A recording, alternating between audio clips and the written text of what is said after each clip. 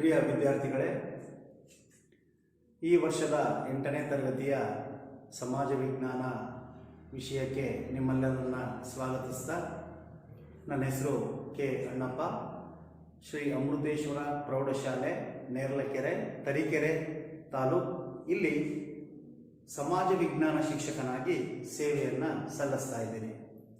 ಹಾಗಾದರೆ ಮಕ್ಕಳೇ, ನೀವು ಪ್ರೈಮರಿ ಶಾಲೆ ಅಂದರೆ 5, 6, 7ನೇ ತರಗತಿಗಳಲ್ಲಿ ಸಮಾಜ ವಿಜ್ಞಾನವನ್ನು ಓದಿದ್ರಾ ಅಲ್ವಾ? ಓದಿದಿರಿ, ಹೌದು, ವೆರಿ ಗುಡ್. ಹಾಗಾದರೆ ಸಮಾಜ ವಿಜ್ಞಾನ ಅಂದರೆ ಏನು, ಸಮಾಜ ವಿಜ್ಞಾನ ಅಂದರೆ ಏನು ಅನ್ನೋದು ಒಂದು ಪ್ರಶ್ನೆ. ಏನು ಸಮಾಜ ವಿಜ್ಞಾನ ಅಂತಂದರೆ, ನಾವು ಕಾಮನ್ ಆಗಿ ಹೇಳ್ತೀವಿ, ಮಾನವನ ಸಾಮಾಜಿಕ ಜೀವನವನ್ನು ಕುರಿತು ಅಧ್ಯಯನ ಮಾಡುವ ಶಾಸ್ತ್ರ. ಅಂದರೆ ಮಾನವನ ಜೀವನವನ್ನು ವೈಜ್ಞಾನಿಕ ರೀತಿಯಲ್ಲಿ ಅಧ್ಯಯನ ಮಾಡುವ ಶಾಸ್ತ್ರವೇ ಸಮಾಜ ವಿಜ್ಞಾನ ಅಂತೇಳಿ ಕರಿತೀವಿ. ಹಾಗಾದರೆ ಈ ಸಮಾಜ ವಿಜ್ಞಾನದಲ್ಲಿ ನಾವು ಒಟ್ಟು 6 ವಿಭಾಗಗಳನ್ನು ಕಾಣ್ತೇವೆ. ಯಾವುದ್ಯಾವುದು 6 ವಿಭಾಗಗಳು? ಒಂದನೇದಾಗಿ ಸಮಾಜ ವಿಜ್ಞಾನದ ವಿಭಾಗಗಳಲ್ಲಿ ಮೊದಲನೆಯದಾಗಿ ಇತಿಹಾಸ.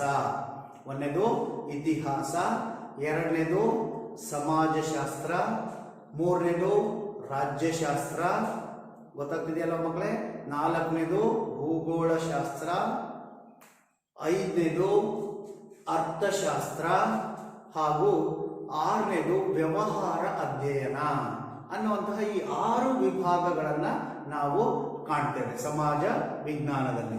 ಈ ದಿನ ನಾವು ಸಮಾಜ ವಿಜ್ಞಾನದ ಇತಿಹಾಸ ವಿಭಾಗದಲ್ಲಿ ಬರ್ತಕ್ಕಂತಹ ಮೊದಲ ಅಧ್ಯಾಯವಾಗಿರುವ ಆಧಾರಗಳು ಅನ್ನುವಂತಹ ಒಂದು ಪಾಠದ ಬಗ್ಗೆ ಚರ್ಚೆ ಮಾಡ್ತಾ ಹೋಗೋಣ. ಹಾಗಾದ್ರೆ ಫಸ್ಟ್ ಒನ್, ಇತಿಹಾಸ ಅಂದ್ರೆ ಏನು? ಏನು ಮಕ್ಕಳ ಇತಿಹಾಸ ಅಂತಂದ್ರೆ? ಇತಿಹಾಸ ಅಂತಂದ್ರೆ ಗತಿಸಿ ಹೋದ ಘಟನೆಗಳನ್ನ ಕ್ರಮಬದ್ಧವಾಗಿ ತಿಳಿಸುವ ಶಾಸ್ತ್ರ. ಗತಿಸಿ ಹೋದ ಅಂದ್ರೆ ಅರ್ಥ ಏನು? ಹಿಂದೆ ನಡೆದ ಅಥವಾ ಹಿಂದೆ ಪ್ರಾಚೀನ ಕಾಲದಲ್ಲಿ ಮುಗಿದು ಹೋದ ಅಥವಾ ಗತಕಾಲದಲ್ಲಿ ಅದು ಆಗಿ ಹೋಗಿರುವಂತಹ ಘಟನೆಗಳನ್ನ ಕುರಿತು ತಿಳಿಸುವ ಶಾಸ್ತ್ರವೇ ಇತಿಹಾಸ ಅಂತ ಹೇಳಿ ನಾವು ಕರಿತೀವಿ ಮಕ್ಕಳೇ. ಹಾಗಾದ್ರೆ ಇತಿಹಾಸವನ್ನ ಬರೀಲಿಕ್ಕೆ ನಮಗೆ ಏನ್ ಬೇಕು? ಆಧಾರಗಳು ಬೇಕು. ಇತಿಹಾಸವನ್ನ ನಾವು ಯಾವುದರ ಸಹಾಯದಿಂದ ಬರಿತೀವಿ? ಆಧಾರಗಳ ಸಹಾಯದಿಂದ ಬರಿತೀವಿ. ಹಾಗಾದ್ರೆ ಒಂದು ನಾಣ್ಣುಡಿ ಇದೆ, ಏನಪ್ಪಾ ಅಂತಂದ್ರೆ ಆಧಾರಗಳಿಲ್ಲದ ಇತಿಹಾಸವಿಲ್ಲ. ಆಧಾರಗಳಿಲ್ಲದ ಇತಿಹಾಸವೇ ಇಲ್ಲ ಅನ್ನುವಂತ ಒಂದು ನಾಣ್ಣುಡಿಯನ್ನ ನಾವು, ಒಂದು ತಾತ್ವಿಕ ನೆಲೆಯನ್ನ ನಾವು ಇತಿಹಾಸದಲ್ಲಿ ಕಾಣ್ತೀವಿ. ಹಾಗಾದ್ರೆ ಈ ಆಧಾರಗಳು ಮುಖ್ಯವಾಗಿ ಇತಿಹಾಸದ ರಚನೆಗೆ ಬೇಕಾಗಿರ್ತಕ್ಕಂಥ ಪ್ರಮುಖ ಅಂಶಗಳು ಅನ್ನೋದು ನಮಗೆ ಗೊತ್ತಾಯ್ತು. ಹಾಗಾದ್ರೆ ನಾವಿಲ್ಲಿ ಇತಿಹಾಸಕಾರನನ್ನ ಒಬ್ಬ ನ್ಯಾಯವಾದಿಗೆ ಹೋಲಿಸ್ತೀವಿ. ನ್ಯಾಯವಾದಿ ಅಂದ್ರೆ ಲಾಯರಿಗೆ ಹೋಲಿಸ್ತೀವಿ.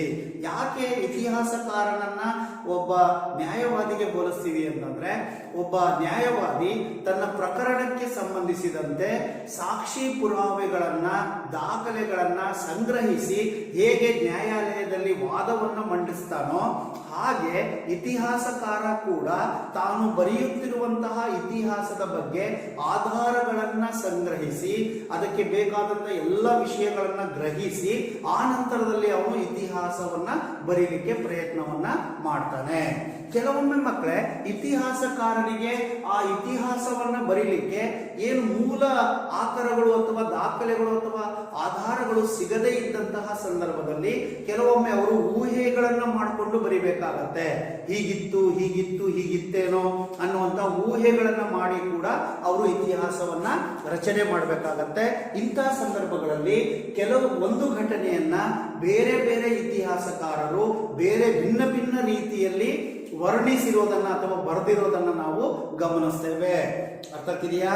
ಒಬ್ರು ಒಂದ್ ರೀತಿ ಹೇಳಿದ್ರೆ ಇನ್ನೊಬ್ರು ಇನ್ನೊಂದು ರೀತಿ ಹೇಳ್ತಾರೆ. ಯಾಕೆ ಅಂತಂದ್ರೆ ಊಹೆ, ಅಲ್ಲಿ ಸರಿಯಾದ ಸಾಕ್ಷ್ಯಾಧಾರ ಅವರಿಗೆ ಸಿಕ್ಕಿಲ್ಲ ಅನ್ನುವಂಥದ್ದನ್ನ ನಾವು ಇಲ್ಲಿ ಮನಗಾಣ್ತೀವಿ. ಹಾಗಾಗಿ ಒಂದೇ ವಿಷಯವನ್ನ ಅಥವಾ ಒಂದೇ ಇತಿಹಾಸವನ್ನ ಬೇರೆ ಬೇರೆ ಇತಿಹಾಸಕಾರರು ಅಥವಾ ಇತಿಹಾಸವನ್ನ ಬರೆಯುವವರು ತಮಗೆ ಯಾವ ರೀತಿ ಅದು ಊಹೆ ಆಗಿರುತ್ತೋ ಆ ರೀತಿಯಲ್ಲಿ ಇತಿಹಾಸವನ್ನ ಭಿನ್ನ ಭಿನ್ನ ರೀತಿಯಲ್ಲಿ ಬರೆದಿರೋದನ್ನ ನಾವು ಕಾಣ್ತೇವೆ. ಹಾಗಾದ್ರೆ ಮಕ್ಕಳೇ, ಆಧಾರ ಅಂದ್ರೆ ಏನು? ಮೇನ್ ಆಗಿ ನಾವು ಅರ್ಥ ಮಾಡಿಕೊಳ್ಬೇಕಾಗಿರೋದು ಆಧಾರಗಳು ಅಂದರೆ ಏನು. ನೀವು ಇತಿಹಾಸವನ್ನ ಓದಿದಿರಿ, ಪ್ರಾಚೀನ ಕಾಲದಿಂದಲೂ ಮನುಷ್ಯ ತನ್ನ ಬದುಕನ್ನ ಕಟ್ಕೊಳ್ಳಿಕ್ಕೆ, ತಾನು ವಾಸ ಮಾಡಲಿಕ್ಕೆ, ಜೀವನ ಮಾಡಲಿಕ್ಕೆ ಏನೇನೋ ವಸ್ತುಗಳನ್ನ ಬಳಸ್ಕೊಂಡು ಅಥವಾ ಅವುಗಳನ್ನ ಸಂಗ್ರಹಿಸಿಕೊಂಡು ಬದುಕಿರೋದನ್ನ ನಾವು ಕಾಣ್ತೇವೆ. ಹಾಗಾದ್ರೆ ಆ ಮನುಷ್ಯ ತನ್ನ ಮಾನವ ಸಮಾಜ ಏನು ತಾನು ಬದುಕಲಿಕ್ಕೆ ಯಾವ್ಯಾವ ಅಂಶಗಳನ್ನ ಅವಶೇಷಗಳನ್ನ ಬಳಸ್ಕೊಂಡಿತ್ತೋ ಅಂತಹ ವಸ್ತುಗಳನ್ನ ನಾವು ಆಕರಗಳಾಗಿ ಬಳಸ್ಕೊಂಡು ಇತಿಹಾಸವನ್ನ ಬರೀಬಹುದು. ಹೇಳೋದರ್ಥ ಮನುಷ್ಯ ಬಳಸ್ತಾ ಇದ್ದಂತಹ ವಸ್ತುಗಳನ್ನೇ ನಾವು ಆಕರಗಳಾಗಿ ಬಳಸ್ಕೊಂಡು ಇತಿಹಾಸವನ್ನ ಬರೆಯಬಹುದು. ಹಾಗಾದ್ರೆ ಮನುಷ್ಯ ಏನೇನನ್ನ ಬಳಸ್ತಾ ಇದ್ದ?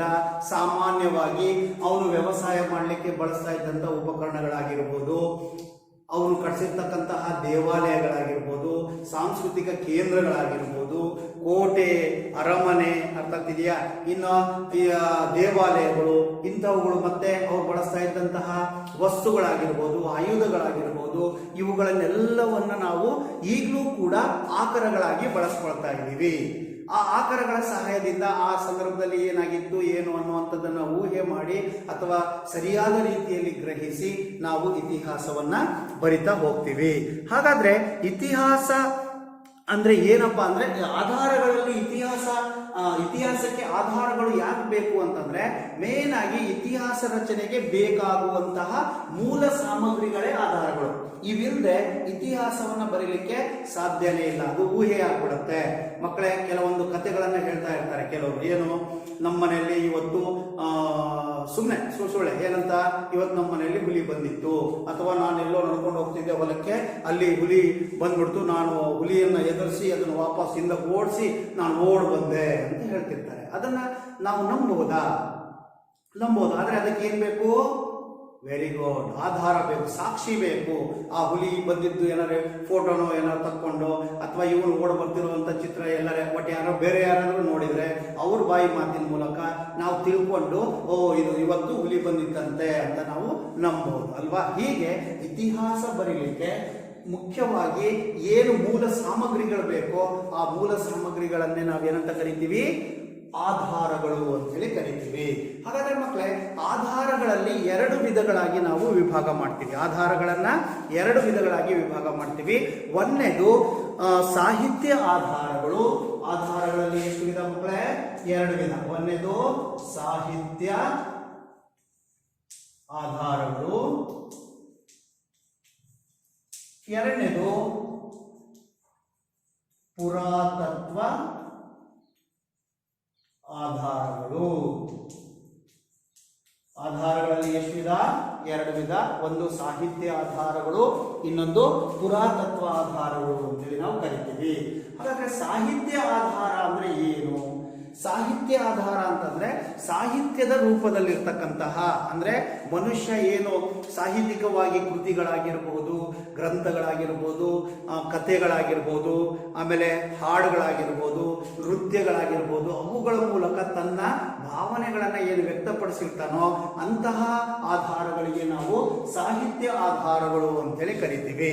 ನಾವು ಸಾಹಿತ್ಯ ಆಧಾರದಲ್ಲಿ ಮತ್ತೆ ಎರಡು ವಿಧಗಳಾಗಿ ವಿಂಗಡಿಸ್ತೀವಿ ಮಕ್ಕಳೇ. ಒಂದನೇದು ಲಿಖಿತ ಆಧಾರಗಳು, ಎರಡನೇದು ಮೌಖಿಕ ಆಧಾರಗಳು. ಸಾಹಿತ್ಯ ಆಧಾರಗಳಲ್ಲಿ ಮತ್ತೆ ಎರಡು ವಿಧಗಳಾಗಿ ವಿಂಗಡಿಸ್ತೀವಿ. ಯಾವ್ದ್ಯಾವ್ದವು ಅಂತಂದ್ರೆ ಒಂದು ಲಿಖಿತ ಆಧಾರಗಳು, ಇನ್ನೊಂದು ಮೌಖಿಕ ಆಧಾರಗಳು. ಹಾಗಾದ್ರೆ ಲಿಖಿತ ಆಧಾರಗಳು ಅಥವಾ ಸಾಹಿತ್ಯ, ಲಿಖಿತ ಸಾಹಿತ್ಯ ಅಂದ್ರೆ ಏನು? ಏನು ಲಿಖಿತ ಸಾಹಿತ್ಯ ಅಂದ್ರೆ? ಇಲ್ಲಿ ಹೆಸರೇ ಹೇಳ್ತಿದೆ, ಬರವಣಿಗೆಯ ರೂಪದಲ್ಲಿ ಇರುವಂಥದ್ದು, ಬರವಣಿಗೆಯ ರೂಪದಲ್ಲಿ ಇರತಕ್ಕಂಥದ್ದು. ಇದು ಒಂದು ಪ್ರಮುಖವಾದ ಆಧಾರ. ಯಾಕಪ್ಪ ಅಂತಂದ್ರೆ ಲಿಖಿತ ಸಾಹಿತ್ಯದಿಂದ ನಮಗೆ ಆ ಕಾಲದಲ್ಲಿ ಏನೇನಾಗ್ತಿತ್ತೋ, ಏನೇನು ಇತ್ತೋ ಅನ್ನುವಂಥ ಪರಿಸ್ಥಿತಿಯನ್ನ ಬಹಳ ಕರೆಕ್ಟ್ ಆಗಿ ತಿಳ್ಕೊಳ್ಳಿಕ್ಕೆ ನಮಗೆ ಸಾಧ್ಯ ಆಗುತ್ತೆ. ಲಿಖಿತ ಅಂದ್ರೆ ಬರವಣಿಗೆ ರೂಪದಲ್ಲಿ ಇರ್ತಕ್ಕಂಥ ಇದ್ದಿದ್ರಿಂದಾಗಿ, ಅದು ಲಿಖಿತ ರೂಪದಲ್ಲಿ ಇರೋದ್ರಿಂದಾಗಿ ಅದರಿಂದ ನಾವು ಆ ಕಾಲದಲ್ಲಿ ಏನಿತ್ತು, ಹೇಗಿತ್ತು ಅನ್ನುವಂತಹ ವಿಷಯವನ್ನ, ಅಲ್ಲಿನ ಘಟನೆಗಳನ್ನ ಬಹಳಷ್ಟು ಉತ್ತಮವಾದ ರೀತಿಯಲ್ಲಿ ಅರ್ಥ ಮಾಡ್ಕೊಳ್ಳಿಕ್ಕೆ ನಮಗೆ ಸಾಧ್ಯ ಆಗತ್ತೆ ಮಕ್ಕಳೇ. ಹಾಗಾಗಿ ಈ ಯಾವುದೋ ಒಂದು ಕೃತಿಯನ್ನು ನಾವು ಓದಿದ್ವಿ ಅಂತಂದ್ರೆ ಆ ಕೃತಿಯಿಂದ ಏನ್ ತಿಳಿಯುತ್ತೆ ಅಂದ್ರೆ ಆ ಕಾಲಘಟ್ಟದಲ್ಲಿ ಏನೇನಿತ್ತು, ಯಾವ ರೀತಿಯ ಪರಿಸ್ಥಿತಿ ಇತ್ತು ಅನ್ನುವಂಥದ್ದನ್ನು ನಮಗೆ ಬಹಳಷ್ಟು ನಿಖರವಾಗಿ ತಿಳಿಸುವಂತಹ ಸಾಹಿತ್ಯ, ಯಾವುದೇ ಸುಳ್ಳಿಲ್ಲದೆ ಬಹಳಷ್ಟು ನಿಖರವಾಗಿ ಹೇಳುವಂತಹ ಸಾಹಿತ್ಯ ಅಂತೇಳಿ ನಾವು ಲಿಖಿತ ಸಾಹಿತ್ಯವನ್ನ ಕರಿತೀವಿ. ಹಾಗಾದ್ರೆ ಲಿಖಿತ ಸಾಹಿತ್ಯವನ್ನ ಮತ್ತೆ ನಾವು 2 ವಿಧಗಳಾಗಿ ವಿಂಗಡಿಸ್ತೀವಿ. ಲಿಖಿತ ಸಾಹಿತ್ಯದಲ್ಲಿ ಮತ್ತೆ 2 ವಿಧ. ಯಾವ್ದಾವ್ದಪ್ಪ ಅಂತಂದ್ರೆ ಒಂದು ದೇಶೀಯ ಸಾಹಿತ್ಯ, ಇನ್ನೊಂದು ವಿದೇಶೀಯ ಸಾಹಿತ್ಯ. ದೇಶೀಯ ಸಾಹಿತ್ಯ, ವಿದೇಶೀಯ ಸಾಹಿತ್ಯ ಅಂತೇಳಿ 2 ವಿಧಗಳಾಗಿ ವಿಂಗಡಿಸ್ತೀವಿ. ಹಾಗಾದ್ರೆ ಮಕ್ಕಳೇ, ದೇಶೀಯ ಸಾಹಿತ್ಯ ಅಂದ್ರೆ ಏನು, ದೇಶೀಯ ಸಾಹಿತ್ಯ ಅಂದ್ರೆ ಏನು ಅನ್ನುವಂಥದ್ರ ಬಗ್ಗೆ ನಾವು ನೋಡ್ತಾ ಹೋದ್ರೆ, ದೇಶೀಯ ಸಾಹಿತ್ಯ ಅಂತಂದ್ರೆ ಭಾರತೀಯರಿಂದಲೇ ರಚನೆಯಾಗಿರುವ ಸ್ಥಳೀಯ ಭಾಷೆಗಳಲ್ಲಿ ಬರೆದಿರುವಂತಹ ಗ್ರಂಥಗಳನ್ನ ಅಥವಾ ಕೃತಿಗಳನ್ನ ನಾವೇನಂತ ಕರಿತೀವಿ, ದೇಶೀಯ ಸಾಹಿತ್ಯ. ನಮ್ಮ ದೇಶದವರೇ, ಭಾರತದವರೇ ಇಲ್ಲಿಯ ಸ್ಥಳೀಯ ಭಾಷೆಗಳಲ್ಲಿ ಏನು ಗ್ರಂಥಗಳನ್ನ ಬರೆದಿದ್ದಾರೋ ಅಥವಾ ಕೃತಿಗಳನ್ನ ಬರೆದಿದ್ದಾರೋ ಅಥವಾ ಪದ್ಯಗಳನ್ನ ಬರೆದಿದ್ದಾರೋ ಅದನ್ನ ನಾವು ದೇಶೀಯ ಸಾಹಿತ್ಯ ಅಂತೇಳಿ ಕರಿತೀವಿ. ಹಾಗಾದ್ರೆ ನಮ್ಮ ದೇಶದಲ್ಲಿ ಇಂತಹ ದೇಶೀಯ ಸಾಹಿತ್ಯ ವಿಪುಲವಾಗಿ ಸಿಕ್ಕಿದೆ. ಮುಖ್ಯವಾಗಿ ಸಂಸ್ಕೃತ ಭಾಷೆ, ಪ್ರಾಕೃತ ಭಾಷೆ, ಹಿಂದಿ, ಕನ್ನಡ, ತೆಲುಗು, ತಮಿಳು, ಮರಾಠಿ ಅಲ್ವಾ, ಬಂಗಾಳಿ, ಇಂತಹ ಅನೇಕ ನಮ್ಮ ದೇಶೀಯ ಭಾಷೆಗಳಲ್ಲಿ ಅಪಾರವಾಗಿರ್ತಕ್ಕಂತಹ ಸಾಹಿತ್ಯ ನಮಗೆ ಸಿಕ್ಕಿದೆ. ಅವುಗಳ ಸಹಾಯದಿಂದ ನಾವು ಏನ್ ಮಾಡಬಹುದು, ಅಂದಿನ ಕಾಲದ ಇತಿಹಾಸವನ್ನ ತಿಳ್ಕೊಳ್ಳಿಕ್ಕೆ ಪ್ರಯತ್ನವನ್ನ ಮಾಡಬಹುದು. ಹಾಗಾದ್ರೆ ದೇಶೀಯ ಸಾಹಿತ್ಯಕ್ಕೆ ಉದಾಹರಣೆ 1-2 ಕೊಡ್ತೀರಾ? ಯಾವ್ದಾದ್ರು 1-2 ಕೃತಿಗಳು? Very good. ಯಾವುದು? ಕೌಟಿಲ್ಯನ ಅರ್ಥಶಾಸ್ತ್ರ. ಕೌಟಿಲ್ಯನ ಅರ್ಥಶಾಸ್ತ್ರ ಬಹಳಷ್ಟು ಪ್ರಮುಖವಾದಂಥ ಕೃತಿ. ಆಗಿನ ಕಾಲದ ಎಲ್ಲ ವಿಚಾರಗಳನ್ನು ನಮಗೆ ತಿಳಿಸುತ್ತೆ. ಇನ್ನ ಹಾಲರಾಜ ಅಂತೇಳಿ ರಾಜ ಬರೆದಿರ್ತಕ್ಕಂಥ ಕೃತಿ ಘಾತ ಸಪ್ತಶತಿ. ಘಾತ ಸಪ್ತಶತಿ ಅನ್ನುವಂತಹ ಒಂದು ಗ್ರಂಥ ನಮಗೆ ಈಗಲೂ ಸಿಕ್ಕಿದೆ. ಹಾಗೆ ಬಾಣನ ಹರ್ಷಚರಿತ ಅಂತೇಳಿ ಕರಿತೀವಿ. ಆಮೇಲೆ ಕುವೆಂಪುರವರು ಬರೆದಿರ್ತಕ್ಕಂತಹ ಶ್ರೀ ರಾಮಾಯಣ ದರ್ಶನಂ ಅಂತೇಳಿ ಕರಿತೀವಿ. ಹಾಗೆ ಕಲ್ಹಣ ಬರೆದಿರ್ತಕ್ಕಂತಹ ರಾಜತರಂಗಿಣಿ ಅಂತೇಳಿ ಕರಿತೀವಿ. ಹೀಗೆ ದೇಶೀಯ ಭಾಷೆಗಳು ಇನ್ನೂ ಬಹಳಷ್ಟು ಕೃತಿಗಳು ಹೇಳ್ತಾ ಹೋಗ್ತೀವಿ. ಚಾಂದ್ ಬರ್ದಾಯಿ ಬರೆದಿರ್ತಕ್ಕಂತಹ ಪೃಥ್ವಿರಾಜ ರಾಸು ಅಂತೇಳಿ ಕರಿತೀವಿ. ಬಾಬರ್ ಬರೆದಿರ್ತಕ್ಕಂತಹ ತುಜಕಿ ಬಾಬರಿ ಅನ್ನುವಂಥ ಕೃತಿಗಳಾಗಿರ್ಬೋದು. ಹೀಗೆ ಈ ಅನೇಕ ದೇಶೀಯ ಭಾಷೆಗಳಲ್ಲಿ ರಚನೆಯಾಗಿರ್ತಕ್ಕಂತಹ ದೇಶೀಯ ಸಾಹಿತ್ಯದಿಂದ ನಾವು ಆಗಿನ ಕಾಲದ ಪರಿಸ್ಥಿತಿ ಹೇಗಿತ್ತು, ಆಗಿನ ಕಾಲದ ಜನಜೀವನ, ಆರ್ಥಿಕ, ಸಾಮಾಜಿಕ, ರಾಜಕೀಯ ಈ ಎಲ್ಲ ಅಂಶಗಳನ್ನು ನಾವು ಬಹಳ ಸುಲಭವಾಗಿ ಅರ್ಥ ಮಾಡಿಕೊಂಡು ಇತಿಹಾಸವನ್ನು ಬರೀಲಿಕ್ಕೆ ನಮಗೆ ಹೆಚ್ಚು ಅನುಕೂಲವಾಗುವುದಕ್ಕೆ ಸಹಾಯ ಆಗ್ತಾ ಇದೆ. ಹೀಗಾಗಿ ಈ ದೇಶೀಯ ಸಾಹಿತ್ಯ ಬಹಳಷ್ಟು ಪ್ರಮುಖವಾದ ಇತಿಹಾಸದ ಆಧಾರ ಅಂತೇಳಿ ಕರಿತೀವಿ. ಮಕ್ಕಳ, ಎರಡನೇದಾಗಿ ವಿದೇಶಿ ಸಾಹಿತ್ಯ. ಏನು ವಿದೇಶಿ? ಆ ಪದದಲ್ಲೇ ಇದೆ. ವಿದೇಶಿ ಅಂದ್ರೆ ಪರದೇಶದವರು ಅಂತ. ಅವ್ರು ಹೆಂಗ್ ಬರೆದ್ರು ನಮ್ಮ ದೇಶದ ಇತಿಹಾಸವನ್ನ? ಅವರು ಭಾರತಕ್ಕೆ ಬಂದ್ರು. ಯಾವುದಕ್ಕೆ? ರಾಯಭಾರಿಯಾಗಿ ಬಂದ್ರು, ಅಥವಾ ಯಾತ್ರಾರ್ಥಿಗಳಾಗಿ ಬಂದ್ರು, ಟೂರಿಗೆ ಬಂದ್ರು ಅಲ್ವಾ. ಹಾಗೆ ಅಧಿಕಾರಿಗಳಾಗಿ ಬಂದ್ರು, ಇಲ್ಲಿ ಆಡಳಿತ ನಡೆಸಲಿಕ್ಕೋಸ್ಕರವಾಗಿ ಬಂದ್ರು, ಇಲ್ಲಿಯ ಸಂದರ್ಶನ ಮಾಡ್ಲಿಕ್ಕೋಸ್ಕರವಾಗಿ ಬಂದ್ರು. ಬೌದ್ಧ ಧರ್ಮವನ್ನ ಸಂದರ್ಶನ ಮಾಡ್ಲಿಕ್ಕೆ ಚೀನಾದಿಂದ ಹುಯೆನ್ ಸಾಂಗ್ ಬಂದ್ರು ಅಲ್ವಾ, ಶಿಕ್ಷಣವನ್ನ ಪಡ್ಕೊಳ್ಳಿಕ್ ಬಂದ್ರು. ಹೀಗೆ ಅನೇಕ ವಿದೇಶಿಯರು ಭಾರತಕ್ಕೆ ಬಂದು ಇಲ್ಲಿಯ ಒಂದು ವಿಚಾರಗಳನ್ನ, ಆಗಿನ ಸಂದರ್ಭದಲ್ಲಿದ್ದಂತಹ ಅಂಶಗಳನ್ನ ತಮ್ಮ ಕೃತಿಗಳಲ್ಲಿ ಬರೆದು ಸಂಗ್ರಹಿಸಿ ಇಟ್ಟಿದ್ದಾರೆ. ಹೀಗಾಗಿ ವಿದೇಶಿ ಸಾಹಿತ್ಯನೂ ಕೂಡ ನಮಗೆ ಹೆಚ್ಚು ಅನುಕೂಲವಾಗಿರತಕ್ಕಂತಹ ಒಂದು ಆಧಾರ ಅಂತೇಳಿ ನಾವು ಕರಿತೀವಿ. ವಿದೇಶಿ ಸಾಹಿತ್ಯಕ್ಕೆ ನಾವು ಪ್ರಮುಖವಾಗಿ ಯಾವ್ದಾವ್ದು ಹೇಳ್ಬೋದಪ್ಪ ಅಂತಂದ್ರೆ, ಮೆಗಾಸ್ತಾನಿಸ್ ಬರೆದಿರ್ತಕ್ಕಂತಹ ಇಂಡಿಕಾ ಗ್ರಂಥ. ಇಂಡಿಕಾ ಕೇಳಿದಿರಲ್ವಾ? ಮೆಗಾಸ್ತಾನಿಸ್ ಬರೆದಿರ್ತಕ್ಕಂತಹ ಇಂಡಿಕಾ ಕೃತಿ ಆಗಿರಬಹುದು. ಹಾಗೆ ಫಾಹಿಯಾನ್ ಬರೆದಿರ್ತಕ್ಕಂತಹ ಗೋಕೋಕಿ ಕೃತಿ ಆಗಿರಬಹುದು. ಹುಯೆನ್ ಸಾಂಗ್ ಬರೆದಿರ್ತಕ್ಕಂತಹ ಚೀನಾದ ಪ್ರವಾಸಿ ಹುಯೆನ್ ಸಾಂಗ್ ಬರೆದಿರ್ತಕ್ಕಂತಹ ಸಿಯುಕಿ ಆಗಿರಬಹುದು. ಹಾಗೆ ಇವರು ಟಾಲೆಮಿ ಅಂತಕ್ಕಂಥವ್ರು ಬರೆದಿರ್ತಕ್ಕಂತಹ ಜಿಯೋಗ್ರಫಿ ಆಗಿರಬಹುದು. ಹೀಗೆ ಅನೇಕ ವಿದೇಶಿಯರು, ಇನ್ನು ಬಹಳ ಜನರ ಹೇಳ್ತಾ ಹೋಗ್ತೀವಿ. ಬರೌನಿ ಬರೆದಿರ್ತಕ್ಕಂತಹ ತಾರೀಖಿಗೆ ಫಿರೋಜ್ ಶಾಹಿ, ಆಮೇಲೆ ಫರಿಸ್ತಾ ಅಂತಕ್ಕಂಥವ್ನು ಬರೆದಿರ್ತಕ್ಕಂತಹ ತಾರಿಖೆ ಫರಿಸ್ತಾ, ತುಜುಕಿ ಬಾಬರಿ ಇಂಥ ಅನೇಕ ಕೃತಿಗಳನ್ನು ನಾವು ಇಲ್ಲಿ ಗಮನಿಸ್ತಾ ಹೋಗ್ತೀವಿ. ಇದು ವಿದೇಶಿ ಸಾಹಿತ್ಯ. ಇದು ಕೂಡ ನಮ್ಮ ದೇಶದ ಇತಿಹಾಸವನ್ನ ಅರ್ಥ ಮಾಡ್ಕೊಳ್ಳಿಕ್ಕೆ ನಮಗೆ ಲಭ್ಯವಿರ್ತಕ್ಕಂಥ ಆಧಾರಗಳು ಅಂತೇಳಿ ಕರಿತೀವಿ.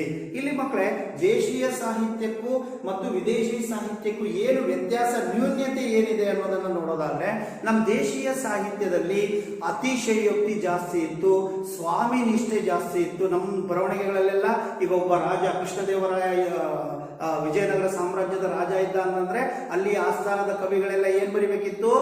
ಕೃಷ್ಣದೇವರಾಯನನ್ನ ಹೊಗಳೇ ಬರಿಬೇಕಿತ್ತು. ಸ್ವಾಮಿ ನಿಷ್ಠೆ, ಅತಿಶಯೋಕ್ತಿ, ನಾವು ಹಂಗೆ, ಅವ್ನು ಹಿಂಗೆ ಹಿಂಗೆ ಅಂತ ಹೇಳನೆ ಬರಿಬೇಕಿತ್ತು. ಅಂದ್ರೆ ಅದು ವಾಸ್ತವವಾಗಿ ಅವ್ರು ಹೇಗೆ ಇರಲಿ, ಅದ ಮಾತ್ರ ರಾಜ ಆಗಿದ್ರಿಂದಾಗಿ ಅವರನ್ನ ಹೊಗಳಿ ಬರಿಬೇಕಾದಂತ ಪರಿಸ್ಥಿತಿ ನಿರ್ಮಾಣ ಆಗುತ್ತೆ ಎಲ್ಲಿ?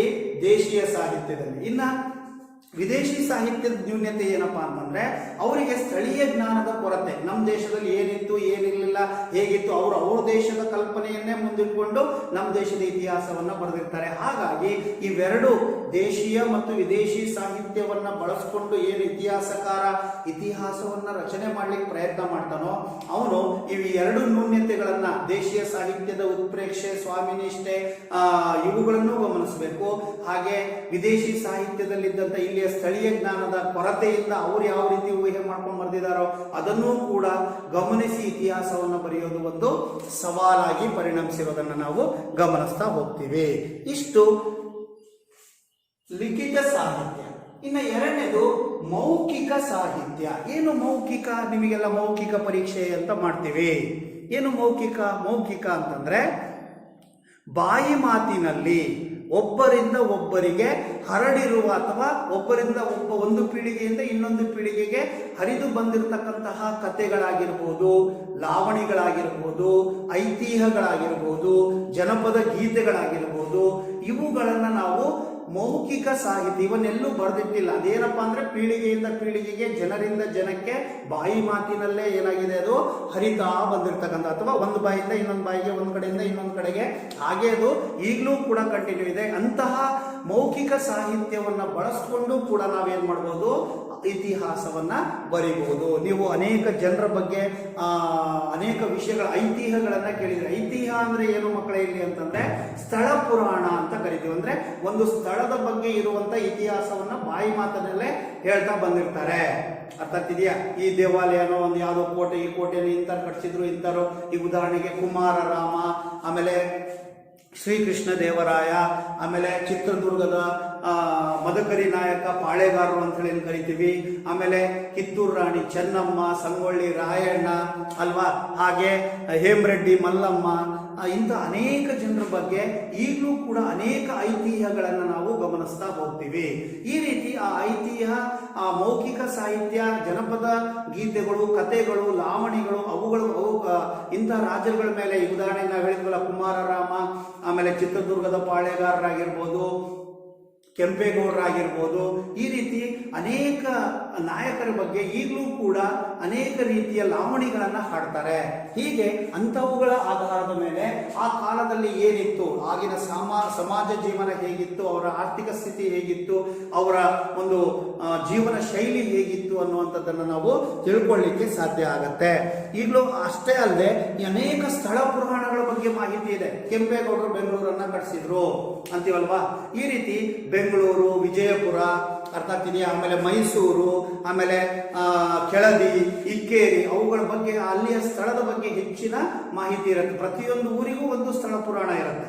ನಿಮ್ಮೂರಿಗೆ ಆ ಹೆಸರೇ ಯಾಕೆ ಬಂತು, ಅದಕ್ಕೊಂದು ಕಥೆ ಇರುತ್ತೆ. ನೀವು ನಿಮ್ಮ ಮನೆಗಳಲ್ಲಿ ಹಿರಿಯರು ಯಾರು ಇದ್ರೆ ಕೇಳಬಹುದು. ಅರ್ಥ ಆಗ್ತಿದೆಯಾ? ಹೀಗೆ ಈ ಸ್ಥಳ ಪುರಾಣಗಳಿಂದಾಗಿ ಮತ್ತು ಮೌಖಿಕ ಸಾಹಿತ್ಯದಿಂದಲೂ ಕೂಡ ನಾವೇನ್ ಮಾಡ್ಬೋದು, ಇತಿಹಾಸವನ್ನ ರಚನೆ ಮಾಡಲಿಕ್ಕೆ ನಮಗೆ ಹೆಚ್ಚು ಅನುಕೂಲಗಳು ಆಗ್ತವೆ.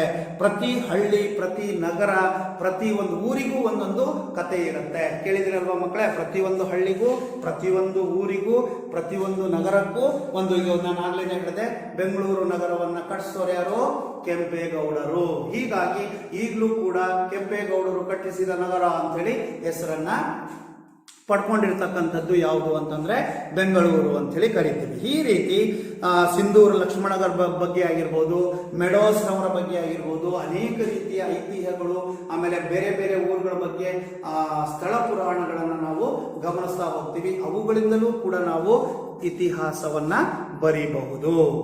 ಇಷ್ಟು ಮಕ್ಕಳೇ ಯಾವುದು ಸಾಹಿತ್ಯ ಆಧಾರಗಳಲ್ಲಿ ಲಿಖಿತ ಮತ್ತು ಮೌಖಿಕ ಆಧಾರಗಳು. ಇನ್ನ ಎರಡನೇದಾಗಿ ಯಾವುದಪ್ಪ ಅಂತಂದ್ರೆ ಪುರಾತತ್ವ ಆಧಾರಗಳು.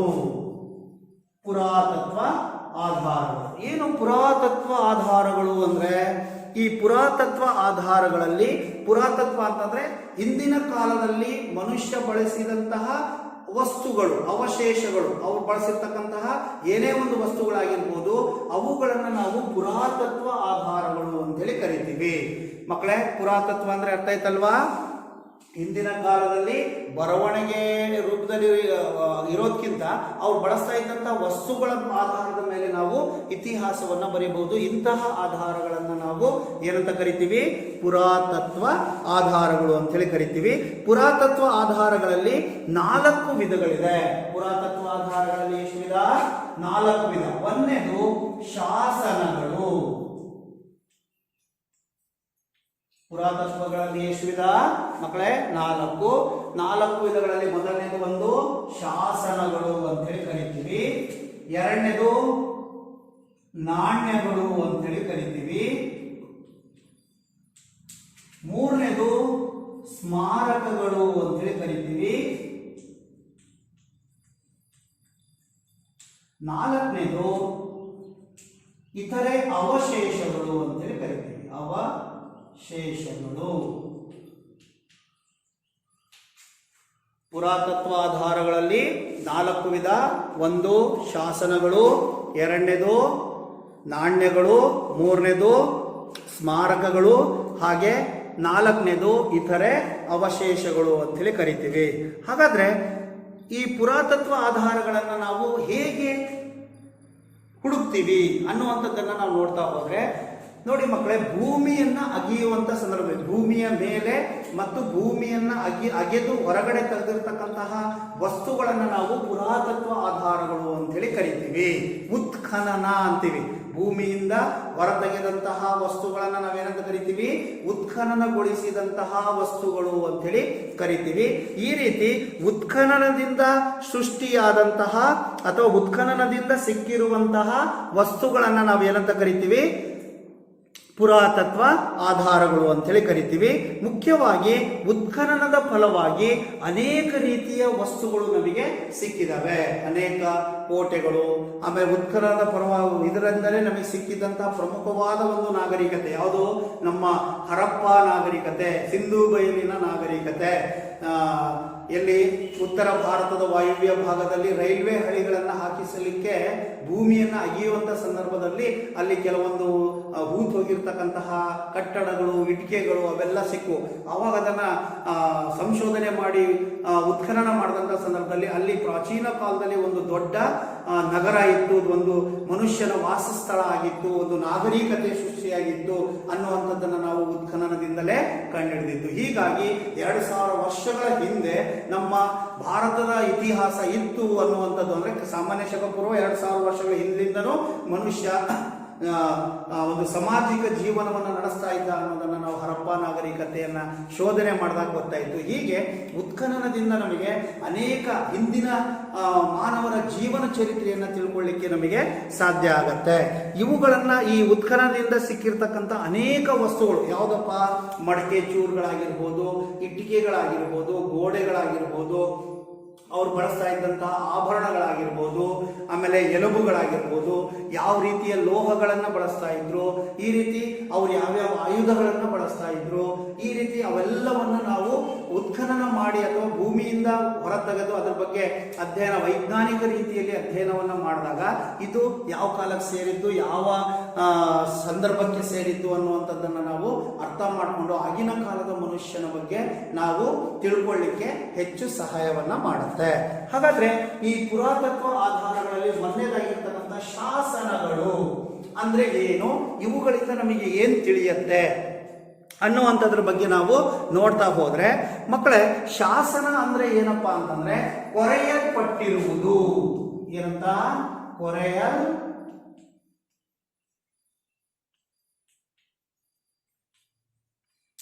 ಶಾಸನಗಳು ಅಂದ್ರೆ ಏನು? ಕೊರೆಯಲ್ಪಟ್ಟಿರುವುಗಳು ಅಂತ ಹೇಳಿ ನಾವು ಕರಿತೀವಿ. ಯಾವುದ್ರ ಮೇಲೆ ಕೊರೀತಾ ಇದ್ರು? ಕಲ್ಲು, ಬಂಡೆ, ಆಮೇಲೆ ಗಟ್ಟಿಯಾದಂತಹ ಯಾವುದಾದ್ರೂ ವಸ್ತು ಇದ್ರೆ, ಆಮೇಲೆ ದಂತ, ಸುಟ್ಟ ಇಟ್ಟಿಗೆಗಳು, ಆಮೇಲೆ ಮಣ್ಣಿನ ಫಲಕಗಳು, ಅವುಗಳ ಮೇಲೆ ಆಗಿನ ಕಾಲದಲ್ಲಿ ಕೆಲವೊಂದು ಶಾಸನಗಳನ್ನು ಕೆತ್ತಿಸಿದ್ರು. ಈ ರೀತಿ ಆ ಒಂದು ವಸ್ತುಗಳ ಮೇಲೆ ಬರೆಯುವಂತ ಪ್ರಯತ್ನವನ್ನ ಮಾಡಿದ್ರು. ಅದನ್ನೇ ನಾವು ಶಾಸನಗಳು ಅಂತ ಹೇಳಿ ಕರಿತೀವಿ. ಕಲ್ಲು ಬಂಡೆ ಮೇಲೆ ಕೆತ್ತಿಸಿದ್ರು, ಕಲ್ಲಲ್ಲಿ ಕೆತ್ತಿಸಿದ್ರು, ಯಾವುದೋ ಒಂದು ದಂತದ ಮೇಲೆ ಕೆತ್ತಿಸಿದ್ರು, ಅಥವಾ ಇನ್ಯಾವುದೋ ಗಟ್ಟಿಯಾದಂತಹ ವಸ್ತುವಿನ ಮೇಲೆ ಕೆತ್ತಿಸಿದ್ರು, ಸುಟ್ಟ ಇಟ್ಟಿಗೆಗಳ ಮೇಲೆ ಅಥವಾ ಸುಟ್ಟ ಮಣ್ಣಿನ ಫಲಕಗಳ ಮೇಲೆ ಏನೋ ಒಂದು ಶಾಸನಗಳನ್ನ ಬರೆಸಿದ್ರು. ಇದನ್ನ ನಾವು ಶಾಸನಗಳು ಅಂತ ಹೇಳಿ ಕರಿತೀವಿ. ಶಾಸನಗಳು ಅಂದಿನ ಕಾಲದ ನಿಖರವಾದ ನೇರವಾದ ಮಾಹಿತಿಯನ್ನ ನಮಗೆ ನೀಡ್ತವೆ. ಅಲ್ಲಿ ಏನಿತ್ತು ಅಂದ್ರೆ ಅವ್ರು ನಿಖರವಾಗಿ ಅಲ್ಲಿ ಬರೆದಿರ್ತಾರೆ. ಇಂಥರು ಈ ರೀತಿ ಈ ಶಾಸನವನ್ನು ಕೆತ್ತಿಸಿದ್ರು, ಯಾಕೆ ಕೆತ್ತಿಸಿದ್ರು, ಯಾಕೆ ಬರೆಸಿದ್ರು, ಇದ್ರ ಉದ್ದೇಶ ಏನು, ಅವೆಲ್ಲ ನೇರವಾಗಿ ಸಿಗೋದ್ರಿಂದಾಗಿ ಇತಿಹಾಸದಲ್ಲೇ ಆಧಾರಗಳಲ್ಲಿ ಬಹಳ ವಿಶ್ವಾಸಾರ್ಹವಾದ ಆಧಾರ ಯಾವುದು ಅಂದ್ರೆ ಶಾಸನಗಳು. ಅರ್ಥ ಆಯ್ತಲ್ವ ಮಕ್ಕಳೇ? ಇತಿಹಾಸದ ರಚನೆಯಲ್ಲಿ ಅತಿ ಹೆಚ್ಚು ವಿಶ್ವಾಸಾರ್ಹ ಶಾಸನ ಯಾವುದು ಅಂತಂದ್ರೆ, ಆಧಾರಗಳು ಯಾವುದು ಅಂತಂದ್ರೆ ಶಾಸನಗಳು ಅಂತ ಹೇಳಿ ಕರಿತೀವಿ. ಈ ರೀತಿ ಶಾಸನಗಳಿಂದ ನಮಗೆ ನಿಖರವಾದ ಮಾಹಿತಿ ಸಿಗ್ಲಿಕ್ಕೆ ಕಾರಣ ಆಗತ್ತೆ.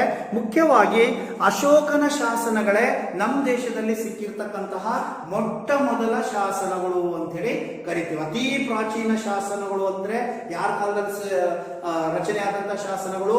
ಮೌರ್ಯರ ಪ್ರಸಿದ್ಧ ದೊರೆಯಾಗಿದ್ದಂತಹ ಅಶೋಕ ಚಕ್ರವರ್ತಿಯ ಕಾಲದಲ್ಲಿ ರಚನೆಯಾದಂತಹ ಶಾಸನಗಳೇ ನಮಗೆ ಮೊದಲು ಸಿಕ್ಕಿರ್ತಕ್ಕಂಥ ಶಾಸನಗಳು. ಹಾಗಾದ್ರೆ ಅಶೋಕನ ಕಾಲದಲ್ಲಿ ಯಾವ ಶಾಸನಗಳನ್ನ ಯಾವ ಭಾಷೆಯಲ್ಲಿ ಕೆತ್ತಿಸ್ತಾ ಇದ್ರು ಅಥವಾ ಬರೆದಿಡಲಾಗಿದೆ ಅಂತಂದ್ರೆ ಬ್ರಾಹ್ಮಿ ಲಿಪಿ ಪ್ರಾಕೃತ ಭಾಷೆಯಲ್ಲಿ. ಯಾವ ಲಿಪಿ? ಬ್ರಾಹ್ಮಿ ಲಿಪಿ ಪ್ರಾಕೃತ ಭಾಷೆ. ಅಶೋಕನ ಕಾಲದಲ್ಲಿ ದೊರೆತಿರುವಂತಹ ಶಾಸನಗಳು ಯಾವ ಲಿಪಿಯಲ್ಲಿದೆ? ಬ್ರಾಹ್ಮಿ ಲಿಪಿಯಲ್ಲಿದೆ. ಯಾವ ಭಾಷೆ ಅದು? ಪ್ರಾಕೃತ ಭಾಷೆಯಲ್ಲಿ ರಚನೆಯಾಗಿರ್ತಕ್ಕಂಥ ಶಾಸನಗಳು ಅಂತೇಳಿ ಕರಿತೀವಿ. ಹೀಗೆ ಈ ಕಾಲದಲ್ಲಿ ಸಂಸ್ಕೃತ, ಪ್ರಾಕೃತ, ಹಿಂದಿ, ತೆಲುಗು, ತಮಿಳು, ಸಂಸ್ಕೃತ ಮುಂತಾದಂಥ ಅನೇಕ ಭಾಷೆಗಳಲ್ಲಿ ಸಾವಿರಾರು ಶಾಸನಗಳು ನಮಗೆ ದೊರೆತಿದ್ದಾವೆ. ಈಗಲೂ ಕೂಡ ಅವುಗಳನ್ನು ನಾವು ಬಳಸ್ತಾ ಇದ್ದೀವಿ, ನೋಡ್ತಾ ಇದ್ದೀವಿ. ಉದಾಹರಣೆಗೆ ಕನ್ನಡದ ಮೊಟ್ಟ ಮೊದಲ ಶಾಸನ ಯಾವುದ್ರಪ್ಪ? Very good. ಯಾವ ಶಾಸನ ಕನ್ನಡದ ಮೊಟ್ಟ ಮೊದಲ ಶಾಸನ? ಹಲ್ಮಿಡಿ ಶಾಸನ ಅಲ್ವಾ? ಈ ಶಾಸನದಿಂದ ಕನ್ನಡದಲ್ಲಿ ಅಲ್ಲಿ ತನಕ ಯಾವುದು ಶಾಸನ ಕನ್ನಡದಲ್ಲಿ ಬರೆದಿರೋ ಸಿಕ್ಕಿರ್ಲಿಲ್ಲ, ಹಲ್ಮಿಡಿ ಶಾಸನದಿಂದ ಸಿಕ್ತು ಅಲ್ವಾ? ಈ ರೀತಿ ಈ ಶಾಸನಗಳನ್ನ ಅವರವರ ಆ ಕಾಲದ ಭಾಷೆಗಳಲ್ಲಿ, ಸಂಸ್ಕೃತ, ತೆಲುಗು, ತಮಿಳು, ಕನ್ನಡ, ಹಿಂದಿ, ಉರ್ದು, ಯಾವ ಭಾಷೆ ಬೇಕೋ ಆ ಭಾಷೆಗಳಲ್ಲಿ ಇಂತಹ ಸಾವಿರಾರು ಶಾಸನಗಳು ನಮಗೆ ಸಿಗ್ತಾ ಹೋಗ್ತವೆ. ಮುಖ್ಯವಾಗಿ ಸಮುದ್ರಗುಪ್ತನ ಅಲಹಾಬಾದ್ ಶಾಸನ ಆಗಿರ್ಬೋದು. ನೆಕ್ಸ್ಟ್ ಹೇಳಿದಾಗ ಅಶೋಕನ ಶಾಸನಗಳು ಫಸ್ಟ್, ಆನಂತರದಲ್ಲಿ ಗುಪ್ತರ ಪ್ರಸಿದ್ಧ ದೊರೆ ಸಮುದ್ರಗುಪ್ತನ ಅಲಹಾಬಾದ್ ಸ್ತಂಭ ಶಾಸನ ಆಗಿರ್ಬೋದು. ಆ ನಂತರದಲ್ಲಿ ಇಮ್ಮಡಿ ಪುಲಕೇಶಿ ರಚನೆ ಮಾಡಿಸಿದಂತಹ ಐಹೊಳೆ ಶಾಸನ ಆಗಿರ್ಬೋದು. ಐಹೊಳೆ ಶಾಸನ ಇಮ್ಮಡಿ ಪುಲಕೇಶಿ ಅವರು ಕೆತ್ತಿರ್ತಕ್ಕಂಥದ್ದು. ಹಾಗೆ ಖಾರವೇಲನ ಹಾತಿ ಗುಂಪಾ ಶಾಸನ ಅಂತೇಳಿ ಕರಿತೀವಿ. ಖಾರವೇಲ ಅನ್ನುವಂಥ ದೊರೆ ನಿರ್ಮಾಣ ಮಾಡಿಸಿರ್ತಕ್ಕಂತಹ ಹಾತಿ ಗುಂಪ ಶಾಸನ ಅಂತ ಹೇಳಿ ನಾವೇನು ಕರಿತೀವಿ. ಆ ನಂತರದಲ್ಲಿ ಮುಖ್ಯವಾಗಿ ಅವರ ಇನ್ನೂ ಅನೇಕ ಶಾಸನಗಳು.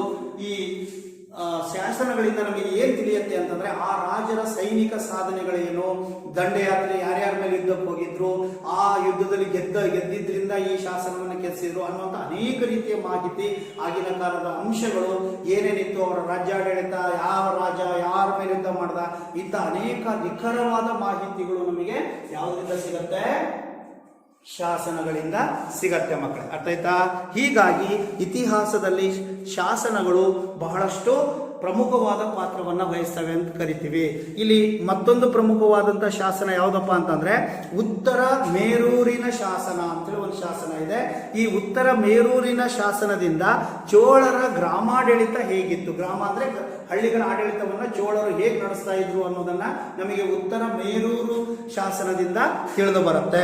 ಅಷ್ಟೇ ಅಲ್ಲದೆ ಅದರ ಜೊತೆಗೆ ಅಲ್ಲಿಯ ಸಾಮಾಜಿಕ, ರಾಜಕೀಯ, ಆರ್ಥಿಕ, ಸಾಂಸ್ಕೃತಿಕ, ಆಮೇಲೆ ಶೈಕ್ಷಣಿಕ ವ್ಯವಸ್ಥೆ ಹೇಗಿತ್ತು ಅನ್ನುವಂಥದ್ದನ್ನು ನಾವು ಈ ಶಾಸನಗಳ ಮೂಲಕ ತಿಳಿತಾ ಹೋಗ್ತೀವಿ. ಇಷ್ಟು ಶಾಸನಗಳು. ಇನ್ನು ಎರಡನೇದಾಗಿ ಯಾವ್ದಪ್ಪ ಅಂತಂದ್ರೆ ನಾಣ್ಯಗಳು. ನಾಣ್ಯ, ಕಾಯಿನ್, ದುಡ್ಡು ನೋಡಿದಿರಲ್ವಾ, ನಮ್ಮ ದೇಶದ ನಾಣ್ಯವನ್ನು ನೋಡಿದಿರಲ್ವಾ. ಒಂದ್ ಕಡೆ ಏನಿರುತ್ತೆ, 4 ತಲೆಯ ಸಿಂಹ, ನಮ್ಮ ರಾಜ ಲಾಂಛನ ಇರುತ್ತೆ ಅಲ್ವಾ. ಈ ಕಡೆ ಅದರ ಎಷ್ಟು ಮುಖ ಬೆಲೆ ಅನ್ನೋದನ್ನ ಹಾಕಿರ್ತಾರೆ. ಅದಕ್ಕೂ ಒಂದು ಏನೋ ಚಿತ್ರಗಳನ್ನು ಹಾಕಿದೀವಿ. ಅದನ್ನ ನೋಡಿದ ತಕ್ಷಣ ಇದು ಭಾರತದ ನಾಣ್ಯ ಅಂತ ಕರಿತೀವಿ. ಇನ್ನು ಬೇರೆ ದೇಶದ ನಾಣ್ಯದಲ್ಲಿ ಅವ್ರ ದೇಶದ ಏನೋ ಒಂದು ಇರೋದಂಥದ್ದನ್ನ ಅದ್ರ ಮೇಲೆ ಮುದ್ರಿಸಿರ್ತಾರೆ ಅಥವಾ ಟಂಕಿಸಿರ್ತಾರೆ. ಆ ನಾಣ್ಯಗಳಿಂದ ಆ ದೇಶ ಯಾವುದು, ಯಾವ ದೇಶದ ನಾಣ್ಯ ಅದು ಅನ್ನೋದನ್ನ ಕಂಡುಹಿಡಿಬಹುದಲ್ವಾ. ಹೀಗೆ ನಾಣ್ಯಗಳು ಗಾತ್ರದಲ್ಲಿ ಚಿಕ್ಕವಾಗಿದ್ರು, ಸಣ್ಣವಾಗಿದ್ರು, ಆಗಿನ ಕಾಲದ ವಿಷಯಗಳನ್ನು ಬಹಳಷ್ಟು ಸಂಕ್ಷಿಪ್ತವಾಗಿ ಉತ್ತಮವಾದ ರೀತಿಯಲ್ಲಿ ನೀಡುವಂತಹ ಆಧಾರಗಳು ಅಂತೇಳಿ ನಾವು ನಾಣ್ಯಗಳನ್ನು ಕರಿತಾ ಹೋಗ್ತೀವಿ. ಮುಖ್ಯವಾಗಿ ಅನೇಕ ಸಂಗತಿಗಳು ನಮಗೆ ಈ ನಾಣ್ಯಗಳಿಂದ ತಿಳಿತಾ ಹೋಗ್ತವೆ. ಅಂದ್ರೆ ಏನಪ್ಪಾ ಅಂತಂದ್ರೆ, ಈ ಯಾವುದೇ ಒಂದು ನಾಣ್ಯ ಸಿಕ್ತು ಅಂತಂದ್ರೆ ಆ ನಾಣ್ಯವನ್ನ ಯಾವ ರಾಜ ಹೊರಡಿಸ್ದ ಅಥವಾ ಯಾವ ರಾಜ ಅದನ್ನ ಟಂಕಿಸ್ದ, ಅವನ ಕಾಲದ ಆಡಳಿತ ಹೇಗಿತ್ತು, ಅವನ ಆರ್ಥಿಕ ಸ್ಥಿತಿ ಹೇಗಿತ್ತು. ಅಂದ್ರೆ ಚಿನ್ನದ ನಾಣ್ಯದಲ್ಲಿ ಚಿನ್ನದ ನಾಣ್ಯವನ್ನೇನಾರೆ ಯಾವುದೇ ರಾಜ ಟಂಕಿಸಿದಾನೆ ಅಂತಂದ್ರೆ ಅವನ ಆರ್ಥಿಕ ಸ್ಥಿತಿ ಉತ್ತಮವಾಗಿದೆ ಅಂತ ನಾವು ತಿಳ್ಕೋಬಹುದಲ್ವಾ, ಊಹೆ ಮಾಡ್ಬೋದಲ್ವಾ. ಹೀಗೆ ಆಗಿನ ಕಾಲದ ಆರ್ಥಿಕ ಪರಿಸ್ಥಿತಿ, ಅವು ಆಗಿನ ಕಾಲದ ರಾಜಕೀಯ, ಸಾಮಾಜಿಕ, ಇವುಗಳನ್ನೆಲ್ಲವನ್ನ ಸಣ್ಣದಾಗಿ ಇರುವಂತ ನಾಣ್ಯಗಳಿಂದಲೇ ನಾವು ತಿಳಿತಾ ಹೋಗ್ಬೋದು ಅಲ್ವಾ ಮಕ್ಕಳೇ. ಹಾಗಾಗಿ ಇವತ್ತು ಆಗಿನ ಕಾಲದ ನಾಣ್ಯಗಳಿಂದ ಆಗಿನ ಕಾಲದ ರಾಜಕೀಯ ಆಡಳಿತ, ಅದರ ಜೊತೆಗೆ ಭಾಷೆ, ಅವ್ರು ಯಾವ ಧರ್ಮೀಯರು, ಧರ್ಮದ ಚಿತ್ರಗಳನ್ನು ಹಾಕ್ಸಿರ್ತಾರೆ, ದೇವರ ಚಿತ್ರಗಳನ್ನು ಹಾಕ್ಸಿರ್ತಾರೆ ಅಲ್ವಾ.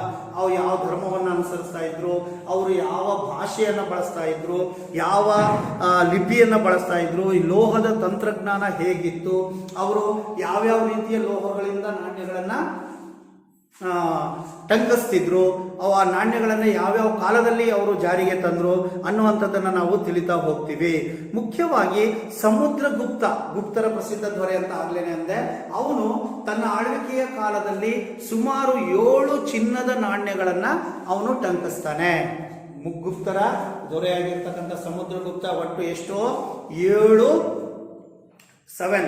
ಚಿನ್ನದ ನಾಣ್ಯಗಳನ್ನು ವಿವಿಧ ರೂಪಗಳಲ್ಲಿ ಅವನು ಟಂಕಿಸಿ ಜಾರಿ ಅಂದ್ರೆ ತಮ್ಮ ಸಾಮ್ರಾಜ್ಯದಲ್ಲಿ ಹೊರಡಿಸಿರ್ತಾನೆ. ಅವುಗಳ ಮೇಲಿರುವ ಚಿತ್ರಗಳ ಆಧಾರದ ಮೇಲೆ ಸಮುದ್ರಗುಪ್ತನು ಸಂಗೀತ ಪ್ರಿಯನಾಗಿದ್ದ. ಅಂದ್ರೆ ಒಂದು ನಾಣ್ಯದ ಮೇಲೆ ವೀಣೆ ನುಡಿಸುವ ವೀಣೆಯ ಚಿತ್ರ ಇದೆ, ಒಂದು ನಾಣ್ಯದ ಮೇಲೆ ವೀಣೆ ಚಿತ್ರ ಇರೋದ್ರಿಂದಾಗಿ ಸಮುದ್ರಗುಪ್ತರಿಗೆ ವೀಣೆ ಅಂದ್ರೆ ಇಷ್ಟ. ವೀಣೆ ಅಂದ್ರೆ ಸಂಗೀತ ಬಳಸುವಂತಹ ಸಾಧನ. ಹಾಗಾಗಿ ಇವನು ಸಂಗೀತ ಪ್ರಿಯನಾಗಿದ್ದ. ಯಾರೋ ಸಮುದ್ರಗುಪ್ತ ಏನಾಗಿದ್ದ, ಸಂಗೀತ ಪ್ರಿಯನಾಗಿದ್ದ ಅನ್ನೋದನ್ನ ನಾವು ಈ ನಾಣ್ಯದಿಂದ ತಿಳ್ಕೋಬಹುದು. ಅಷ್ಟೇ ಅಲ್ಲದೆ ಅವನು ಕೆಲವೊಂದು ನಾಣ್ಯಗಳ ಮೇಲೆ ಅಶ್ವಮೇಧ ಯಾಗ, ಆವಾಗ ಹಿಂದಿನ ಕಾಲದಲ್ಲಿ ರಾಜರು ತಮ್ಮನ್ನು ಯಾರು ಸೋಲಿಸಲ್ಲ ಅಥವಾ ಯಾರು ಸೋಲಿಸುವಂತ ರಾಜರಿಲ್ಲ ಅನ್ನೋದನ್ನು ಪರೀಕ್ಷೆ ಮಾಡಲಿಕ್ಕೆ ಒಂದು ಕುದುರೆಯನ್ನ ಬಿಡ್ತಾ ಇದ್ರು. ಆ ಕುದುರೆಗೆ ಒಂದು ಬೋರ್ಡ್ ಅನ್ನ ಹಾಕಿರ್ತಿದ್ರು. ಈ ಕುದುರೆಯನ್ನ ಯಾರು ಕಟ್ತಾರೋ ಅವ್ರ ಮೇಲೆ ಇಂಥ ರಾಜ ಯುದ್ಧಕ್ಕೆ ಬರ್ತಾನೆ, ಇಲ್ಲ ನೀವು ಈ ಕುದುರೆಯನ್ನು ಕಟ್ಟಿಲ್ಲ ಅಂತಂದ್ರೆ ನೀವು ಅವರ ಸಾಮಂತರಾಗಬೇಕು, ಅಂದ್ರೆ ಅವರ ಅಧಿಕಾರವನ್ನು ಒಪ್ಕೊಂಡಿದ್ದೀರಿ ಅನ್ನುವಂತಹ ಒಂದು ಸಂದೇಶವನ್ನು ರವಾನೆ ಮಾಡುವಂತ ಅಶ್ವಮೇಧ ಯಾಗ. ಅಂತ ಅಶ್ವಮೇಧ ಯಾಗವನ್ನ ಕೈಗೊಂಡಿದ್ದು ಸಮುದ್ರಗುಪ್ತ ಮಾಡ್ದ ಅನ್ನುವಂಥದ್ದನ್ನ ನಾವು ಅವನು ಹೊರಡಿಸಿರ್ತಕ್ಕಂಥ ನಾಣ್ಯಗಳಿಂದ ನಾವು ತಿಳ್ಕೋಬಹುದು. ಅಷ್ಟೇ ಅಲ್ಲದೆ ಗೌತಮಿ ಪುತ್ರ ಶಾತಕರ್ಣಿ, ಯಾರೋ ಶಾತವಾಹನರ ಪ್ರಸಿದ್ಧ ದೊರೆ. ನೀವು 8ನೇ ಕ್ಲಾಸಲ್ಲಿ ಈ ವರ್ಷ ಮುಂದಿದೆ, ಅದನ್ನ ಓದ್ತೀರಿ. ಈ ಗೌತಮಿ ಪುತ್ರ ಶಾತಕರ್ಣಿ ಅವನೇನ್ ಮಾಡಿದ್ದ ಅಂತಂದ್ರೆ ನಹಪಾಣ ಅನ್ನೋ ಒಬ್ಬ ದೊರೆ ಟಂಕಿಸಿದಂತಹ ನಾಣ್ಯದ ಮೇಲೆ ಅವನ ಚಿತ್ರಗಳನ್ನ ತೆಗೆಸಿ ತನ್ನ ಚಿಹ್ನೆಗಳನ್ನ ಹಾಕಿಸುವಂತ ಪ್ರಯತ್ನವನ್ನ ಮಾಡಿದ್ದ.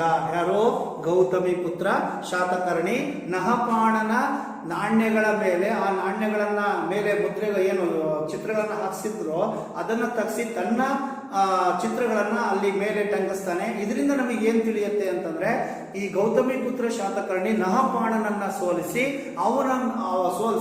ಅವನ ನಾಣ್ಯಗಳನ್ನೇ ಬದಲಾವಣೆ ಮಾಡಿ ತನ್ನ ನಾಣ್ಯಗಳನ್ನಾಗಿ ಮಾಡಿಕೊಂಡ ಅನ್ನುವಂತ ಅಂಶ ನಮಗೆ ಯಾವುದರಿಂದ ತಿಳಿಯುತ್ತೆ ಮಕ್ಕಳೇ? ನಾಣ್ಯಗಳಿಂದ ತಿಳಿಯುತ್ತೆ. ಹೀಗೆ ಮುಖ್ಯವಾಗಿ ನಾಣ್ಯಗಳು ಹೆಚ್ಚು ಆಗಿನ ಕಾಲದ ನೈಜವಾದ ಪರಿಸ್ಥಿತಿ ಅಥವಾ ನೈಜವಾದ ಸನ್ನಿವೇಶವನ್ನ ತಿಳಿಸ್ತಾ ಹೋಗ್ತವೆ. ಹೀಗಾಗಿ ನಾಣ್ಯಗಳಿಂದ ನಮಗೆ ಮತ್ತೆ ಬೆಂಗಳೂರಿನಲ್ಲಿ ರೋಮನ್ ನಾಣ್ಯಗಳು ಸಿಕ್ಕು. ಇತ್ತೀಚೆಗೆ ಬೆಂಗಳೂರಿನಲ್ಲಿ ಎಂಥ ನಾಣ್ಯಗಳು? ರೋಮನ್ ಅವರು ಬಳಸ್ತಾ ಇದ್ದಂಥ ನಾಣ್ಯಗಳು ಸಿಕ್ವು. ಹೀಗಾಗಿ ಪ್ರಾಚೀನ ಕಾಲದಲ್ಲೇ ಭಾರತ ಅಂದ್ರೆ ಬೆಂಗಳೂರಿಗೂ ಮತ್ತು ರೋಮನ್ನರಿಗೂ ಸಂಬಂಧ ಇತ್ತು. ಅಂದ್ರೆ ಅವ್ರ ನಾಣ್ಯ ಇಲ್ಲಿಗೆ ಹೆಂಗ್ ಬಂತು ಅಂದ್ರೆ, ಅವರು ವ್ಯಾಪಾರಕ್ಕೂ ಅಥವಾ ಇನ್ಯಾವುದಕ್ಕೂ ಬಂದಿದ್ರು, ಅವಾಗ ಇಲ್ಲಿ ಅವರ ನಾಣ್ಯಗಳನ್ನ ಬಿಟ್ಟು ಹೋದ್ರು ಅನ್ನುವಂಥ ಇತಿಹಾಸ ನಮಗೆ ತಿಳಿದು ಬರುತ್ತೆ. ಪ್ರಾಚೀನ ಕಾಲದಿಂದಲೂ ನಮ್ಮ ಭಾರತಕ್ಕೂ ರೋಮನ್ನರಿಗೂ ಅಥವಾ ಬೆಂಗಳೂರು ನಮ್ಮ ಕರ್ನಾಟಕಕ್ಕೂ ಬೆಂಗಳೂರಿಗೆ ಸಂಬಂಧ ಇತ್ತು ಅನ್ನುವಂಥದ್ದನ್ನು ನಾವು ಯಾವುದರಿಂದ ತಿಳ್ಕೋಬಹುದು? ರೋಮನ್ನರ ನಾಣ್ಯಗಳು ಬೆಂಗಳೂರಿನಲ್ಲಿ ಸಿಕ್ಕಿರೋದ್ರಿಂದಾಗಿ. ಹೀಗೆ ಸುಮಾರು 2000 ವರ್ಷಗಳಷ್ಟು ಹಿಂದಿನ ಕಾಲದಲ್ಲೇ ನಾವು ರೋಮನ್ನರ ಜೊತೆಗೆ ವ್ಯಾಪಾರ ಮಾಡ್ತಾ ಇದ್ವಿ ಅನ್ನುವಂಥ ಒಂದು ಅಂಶ ನಮಗೆ ಯಾವುದರಿಂದ ತಿಳಿದು ಬಂತು? ಮಕ್ಕಳೇ? ನಾಣ್ಯಗಳು ಅಂದ್ರೆ ರೋಮನ್ನರು ಬಳಸ್ತಾ ಇದ್ದಂತಹ ನಾಣ್ಯಗಳಿಂದ ನಮಗೆ ಅವು ಗೊತ್ತಾಗ್ಲಿಕ್ಕೆ ಕಾರಣ ಆಯಿತು. ಇನ್ನ ಪುರಾತತ್ವ ಆಧಾರಗಳಲ್ಲಿ ಮೂರನೇದಾಗಿ ಯಾವುದಪ್ಪ ಅಂತಂದ್ರೆ ಸ್ಮಾರಕಗಳು. ಮೂರನೇ ಪ್ರಮುಖವಾದ ಪುರಾತತ್ವ ಆಧಾರಗಳು ಯಾವುದು ಅಂತಂದ್ರೆ ಸ್ಮಾರಕಗಳು ಅಂತೇಳಿ ಕರಿತೀವಿ. ಈ ಸ್ಮಾರಕಗಳು ಚರಿತ್ರೆಯನ್ನ ಬರೆಯಲು ಪ್ರಮುಖವಾದ ಸಾಕ್ಷಿಗಳಾಗಿದ್ದಾವೆ. ಸ್ಮಾರಕಗಳು ಇತಿಹಾಸವನ್ನ ಅಥವಾ ಚರಿತ್ರೆಯನ್ನ ಬರೀಲಿಕ್ಕೆ ಪ್ರಮುಖವಾದ ಒಂದು ಸಾಕ್ಷಿಗಳು ಅಂತೇಳಿ ನಾವು ಕರಿತೀವಿ. ಈಗಲೂ ಕೂಡ ಅನೇಕ ಅರಮನೆಗಳು, ದೇವಾಲಯಗಳು, ಕೋಟೆಗಳು, ಅರ್ಥ ಆಗ್ತಿದೆಯಾ? ಆಮೇಲೆ ಮತ್ತೇನು ಹೇಳ್ಬೋದು? ಕೋಟೆ ಕೊತ್ತಲಗಳು, ಸ್ತಂಭಗಳು, ಅರ್ಥ ಆಗ್ತಿದೆಯಾ? ಇಂತಹ ಅನೇಕ ಅಂಶಗಳು ನಮಗೆ ಈಗಲೂ ಕೂಡ ಸಿಕ್ಕಿದಾವೆ. ದೇವಾಲಯಗಳನ್ನ ನೋಡಿದೀವಿ.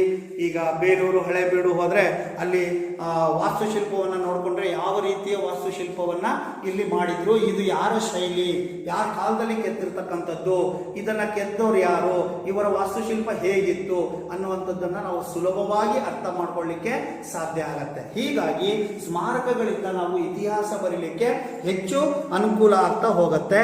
ಮುಖ್ಯವಾಗಿ ಮೆಹರೋಲಿ ಎನ್ನುವಂತ ಒಂದು ಪ್ರದೇಶದಲ್ಲಿ ಒಂದು ಉಕ್ಕಿನ ಸ್ತಂಭ ಇದೆ ಮಕ್ಕಳೇ. ಮೆಹರೋಲಿ ಸ್ತಂಭ ಶಾಸನ ಅಂತ ಕರಿತೀವಿ.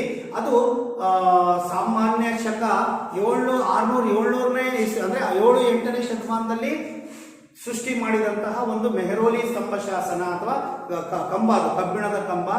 ಇಲ್ಲೇವರೆಗೂ ಆ ಕಂಬಕ್ಕೆ ತುಕ್ಕೆ ಹಿಡಿದಿಲ್ಲ. ಕಬ್ಬಣ ಅಂದಮೇಲೆ ನಮ್ಮ ಕಬ್ಬಣ ನೋಡಿದೀವಿ ನಾವು, ಎಲ್ಲಿ ಬೇಕಲ್ಲಿ ಹಾಕಿರ್ತೀವಿ, ಒಂದು ವರ್ಷ 2 ವರ್ಷ ಆಗ್ತದೆ, ತುಕ್ಕು ಹಿಡಿದೆಲ್ಲ ಹಾಳಾಗಿ ಹೋಗ್ಬಿಡುತ್ತೆ. ಆದ್ರೆ ಸುಮಾರು 1300-400 ವರ್ಷಗಳ ಕಾಲ ಆದ್ರೂ ಮಳೆ ಗಾಳಿಗೆ ಅದು ಹಾಗೇ ಇದ್ರು ಆ ಕಬ್ಬಿಣದ ಕಂಬ ಇಲ್ಲೇವರೆಗೂ ಮೆಹರೋಲಿ ಸ್ತಂಭ ಶಾಸನ ಈಗಲೂ ಕೂಡ ಅದು ತುಕ್ಕು ಹಿಡಿದಿಲ್ಲ. ಅಂತಂದ್ರೆ ಆಗಿನ ಕಾಲದ ತಂತ್ರಜ್ಞಾನ ಅಂದ್ರೆ ಈ ಕಬ್ಬಿಣವನ್ನ ಉತ್ಪಾದಿಸುವ ತಂತ್ರಜ್ಞಾನ ಹೇಗಿರಬಹುದು ಅನ್ನೋದನ್ನ ನಾವು ಊಹಿಸಬೇಕಾಗತ್ತೆ. ಈಗಿನ ತಂತ್ರಜ್ಞಾನಕ್ಕಿಂತ ಆಗಿನ ತಂತ್ರಜ್ಞಾನನೇ ಉತ್ತಮವಾಗಿತ್ತು ಅಂತ ನಾವು ಇದರಿಂದ ಹೇಳ್ಬೋದಲ್ವಾ, ಮೆಹರೋಲಿ ಸ್ತಂಭ ಶಾಸನದಿಂದ. ಇನ್ನ ವಿಜಯಪುರದ ಗೋಲ್ ಗುಮ್ಮಟ ಕೇಳಿದಿರಾ? ವಿಜಯಪುರದ ಗೋಲ್ ಗುಂಬಜ್ ಅಂತ ಕರಿತೀವಿ. ಅಲ್ಲಿ ಧ್ವನಿ ಕಂಬಗಳನ್ನು ಹಾಕಿದ್ದಾರೆ, ಅಂದ್ರೆ ಧ್ವನಿ ಕಿಂಡಿಗಳು ಅಂತೇಳಿ ಕರಿತೀವಿ. ಒಂದು ಕಡೆ ನಿಂತ್ಕೊಂಡು ಕೂಗಿದ್ರೆ 7 ಸಲ ಕೇಳುತ್ತೆ ಪ್ರತಿಧ್ವನಿ. ನೋಡ್ರಿ ಎಷ್ಟು ವಿಜ್ಞಾನ ಮತ್ತು ತಂತ್ರಜ್ಞಾನನ ಆ ಕಾಲದಲ್ಲೇ ಅವರು ಬಳಸಿದ್ದಾರೆ ಅಲ್ವಾ. ಬಿಜಾಪುರದ ಗೋಲ್ ಗುಮ್ಮಟದಲ್ಲಿ ಇರ್ತಕ್ಕಂತಹ ಒಂದು ವಿಶೇಷತೆ ಅದು. ವಿಜ್ಞಾನ ಮತ್ತು ತಂತ್ರಜ್ಞಾನವನ್ನ ಬಳಸಿ ಆಗಿನ ಕಾಲದಲ್ಲಿ ಅಂತಹ ಒಂದು ಭವ್ಯವಾದ ಸುಂದರವಾದ ಕಟ್ಟಡಗಳನ್ನ ನಿರ್ಮಾಣ ಮಾಡಿರೋದಕ್ಕೆ ಇದು ಸಾಕ್ಷಿಯಾಗತ್ತೆ ಅಂತ ಹೇಳ್ತೀವಿ.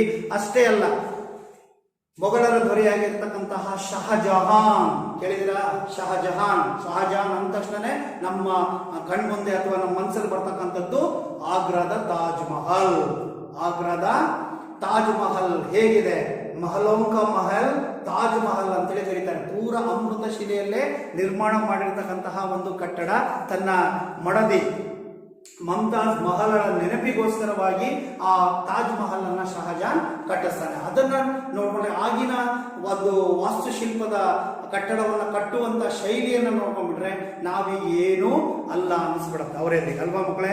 ಹೀಗೆ ಈ ತಾಜ್ ಮಹಲ್ ಆಗಿರ್ಬೋದು, ಗೋಲ್ ಗುಮ್ಮಟ ಆಗಿರ್ಬೋದು, ಹಾಗೆ ಚಿತ್ತೋಡದ ವಿಜಯ ಸ್ತಂಭ ಆಗಿರ್ಬೋದು, ಚಿತ್ತೋಡ ರಾಜ ರಜಪೂತರು ಅಂತ ಏನು ಕರಿತೀವಿ ಆ ವಿಜಯ ಸ್ತಂಭ ಆಗಿರ್ಬೋದು, ಅಷ್ಟೇ ಅಲ್ಲದೆ ಉಬ್ಬು ಶಿಲ್ಪಗಳು, ಭಿತ್ತಿ ಚಿತ್ರಗಳು, ಎಲಿಫೆಂಟಾ ಅನ್ನುವಂಥ ಗುಹೆ ಆಗಿರ್ಬೋದು, ಐಹೊಳೆ ಪಟ್ಟದ ಕಲ್ಲು ಆಗಿರ್ಬೋದು. ಐಹೊಳೆ ಪಟ್ಟದ ಕಲ್ಲಿನ ವಾಸ್ತುಶಿಲ್ಪವನ್ನು ನೋಡ್ಕೊಂಡ್ಬಿಟ್ರೆ ಆ ಹಿಂದಿನ ವಾಸ್ತುಶಿಲ್ಪದ ವಿಸ್ತರಿಸಿದ ರೂಪ ಅಥವಾ ಮುಂದುವರೆದ ರೂಪ, ಅಂದ್ರೆ ಸ್ವಲ್ಪ ಅಲ್ಲಿಂದ ಕೆತ್ತನೆ ಕೆಲಸ, ಕುಸಿರಿ ಕೆಲಸಗಳು ಜಾಸ್ತಿ ಆದವು ಅನ್ನೋದನ್ನ ನಾವು ಐಹೊಳೆ ಪಟ್ಟದ ಕಲ್ಲು ವಾಸ್ತುಶಿಲ್ಪದಿಂದ ನಾವು ಅರ್ಥ ಮಾಡ್ಕೊಳ್ತಾ ಹೋಗ್ಬೋದು ಮಕ್ಕಳೇ. ಹೀಗೆ ಈ ಸ್ಮಾರಕಗಳು ಈಗಲೂ ಕೂಡ ಅನೇಕ ಸ್ಮಾರಕಗಳಿದಾವೆ. ಕೋಟೆಗಳು, ಶ್ರೀರಂಗಪಟ್ಟಣದ ಕೋಟೆ ಹೇಗಿದೆ, 7 ಸುತ್ತಿನ ಕೋಟೆ. ಹಂಪೆ, ವಿಜಯನಗರ ಸಾಮ್ರಾಜ್ಯದ ಕೋಟೆ, 7 ಸುತ್ತಿನ ಕೋಟೆ. ಕೋಟೆಯನ್ನು ಹೇಗೆ ಕಟ್ಟಿಸ್ತಾ ಇದ್ರು, ಹೇಗೆ ಪರಕೀಯರಿಂದ ಅಥವಾ ಬೇರೆಯವರಿಂದ ದಾಳಿಯನ್ನ ತಪ್ಪಿಸ್ಕೊಂಡು ವಾಸ ಮಾಡಲಿಕ್ಕೆ ಬೇಕಾದಂತ ವ್ಯವಸ್ಥೆಯನ್ನ ಹೇಗೆ ಮಾಡ್ಕೊಂಡಿದ್ರು ಆಗಿನ ಕಾಲದ ರಾಜರು ಅನ್ನುವಂಥದ್ದನ್ನ ನಾವು ಇಲ್ಲಿ ಈ ಕೋಟೆಗಳಿಂದ ತಿಳಿತಾ ಹೋಗ್ತೀವಿ. ಚಿತ್ರದುರ್ಗದ ಕಲ್ಲಿನ ಕೋಟೆ, ಮದಕರಿ ನಾಯಕರವರ ಕಟ್ಟಿರ್ತಕ್ಕಂಥ ಕೋಟೆ. ಹೈದರಾಲಿ ಅದರ ಮೇಲೆ ದಾಳಿ ಮಾಡಿದಂಥ ಸಂದರ್ಭದಲ್ಲಿ ಅವರಿಗೆ ಎಲ್ಲೆಲ್ಲೂ ಬಾಗ್ಲೇ ಸಿಗಲ್ಲ ಅಥವಾ ಒಳಗಡೆ ಹೋಗ್ಲಿಕ್ಕೆ ಅವಕಾಶನೇ ಆಗಲ್ಲ, ಅಷ್ಟು ದೊಡ್ಡದಾದಂತಹ ಕೋಟೆ ಅದಾಗಿತ್ತು. ನೀವು ಪಿಕ್ಚರ್ಗಳಲ್ಲಿ, ಟಿವಿಗಳಲ್ಲಿ ನೋಡಿದ್ದೀರಿ ಅಲ್ವಾ. ಅದನ್ನೇ ನಾವು ನೋಡಿದ್ರೆ ಈಗಿನ ಕಾಲದಲ್ಲಿ ಅಂಥವುಗಳನ್ನ ಕಟ್ಟಿಸ್ಲಿಕ್ಕೆ ಅಥವಾ ಅಂಥವುಗಳನ್ನ ನಿರ್ಮಾಣ ಮಾಡ್ಲಿಕ್ಕೆ ನಮ್ಮಿಂದ ಸಾಧ್ಯನೇ ಇಲ್ಲ. ಹೀಗೆ ಅವುಗಳಿಂದ ಆಗಿನ ಕಾಲದ ಒಂದು ಜನರ ಜೀವನ ಹೇಗಿತ್ತು, ಅವರ ಒಂದು ಬರೀ ಮನುಷ್ಯ ಕಟ್ಟಿರೋದು ಅವಾಗ. ಈಗಿನ ಯಂತ್ರಗಳು, JCP, ಆ ಟೆಕ್ನಾಲಜಿ ಈ ಟೆಕ್ನಾಲಜಿ ಇರಲಿಲ್ಲ. ಅಷ್ಟೆಲ್ಲ ಏನೇ ಇಲ್ಲದೆ ಇದ್ರು ಅಂತಂತ ಭವ್ಯವಾದಂತಹ ಕಟ್ಟಡಗಳನ್ನ, ಸ್ಮಾರಕಗಳನ್ನ, ಈ ಉದಾಹರಣೆಗೆ ಮೈಸೂರು ಹೋಗ್ಬೋದು. ಮೈಸೂರು ಹೋಗಿದ್ದೀರಾ ಮಕ್ಕಳೇ? ಅರಮನೆ ನೋಡಿದ್ದೀರಾ? ಮೈಸೂರು ಒಡೆಯರವರ ಅರಮನೆಯನ್ನ ನೋಡ್ಕೊಂಡ್ಬಿಟ್ರೆ ಆಗಿನ ಕಾಲದಲ್ಲಿ ಹೇಗಿತ್ತು, ರಾಜರ ವೈಭವ ಹೇಗಿತ್ತು ಅನ್ನುವಂಥದ್ದನ್ನ ನಾವು ಅರ್ಥ ಮಾಡ್ಕೋಬಹುದು. ಹೀಗೆ ಸ್ಮಾರಕಗಳಿಂದ ನಾವು ಬಹಳಷ್ಟನ್ನ ತಿಳಿತಾ ಹೋಗ್ಬೋದು. ಬೀದರ್ನಲ್ಲಿ ಮೊಹಮ್ಮದ್ ಗವಾನ ಕಟ್ಟಿಸತಕ್ಕಂತಹ ಮದರಸ ಅಂದ್ರೆ ಶಿಕ್ಷಣವನ್ನ ನೀಡುವ ಒಂದು ಜಾಗ. ಆ ಮದರಸ ಆಗಿರ್ಬೋದು, ನಳಂದ ವಿಶ್ವವಿದ್ಯಾನಿಲಯ ಕೇಳಿದಿರಾ?